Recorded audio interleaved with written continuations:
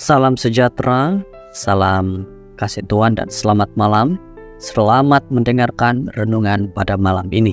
Semoga kita diberkati dengan firman Tuhan yang akan sama-sama kita renungkan. Mari kita dengarkan. Judul renungan, Imam Besar Kita yang Mengagumkan.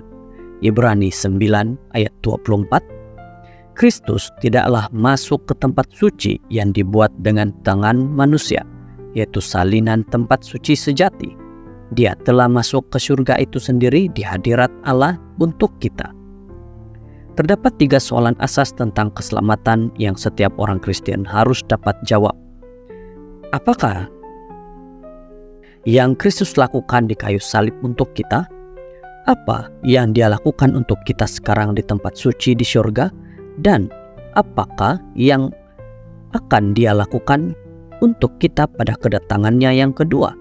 Ramai orang Kristen boleh menjelaskan apa yang Yesus Kristus lakukan di kayu salib dan apa yang akan Dia lakukan pada kedatangannya yang kedua. Tetapi tidak begitu ramai yang memahami apa yang Dia lakukan untuk keselamatan kita sekarang di tempat suci di surga. Salah satu eksposisi awal Adventist yang paling membantu tentang doktrin ini ialah artikel O.R.L. Crosser, Hukum Musa, yang diterbitkan dalam Desta Extra pada 7 Februari 1846. Dalam artikel ini, Crosser mengetengahkan 4 konsep asas. Pertama, tempat suci yang disebut dalam Daniel 8 ayat 14 ialah tempat suci atau bait suci surga.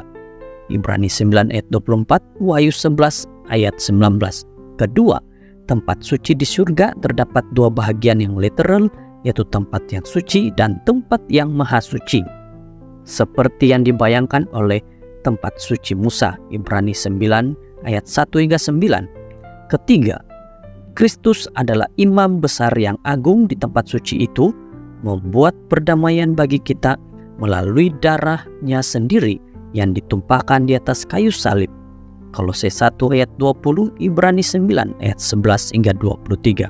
Dan keempat, pada akhir 2300 hari simbolik Daniel 8 ayat 14, Kristus pergi dari tempat yang suci ke tempat yang maha suci untuk menerima kerajaan. Daniel 7 ayat 9 hingga 14. Dalam artikel kemudiannya, Crosser menjelaskan bahwa sementara Kristus sedang membersihkan bait suci literal Yerusalem baru, Ibrani 9 ayat 22, 23, Roh Kudus sedang membersihkan bait suci rohani umat-umat Tuhan daripada dosa-dosa mereka.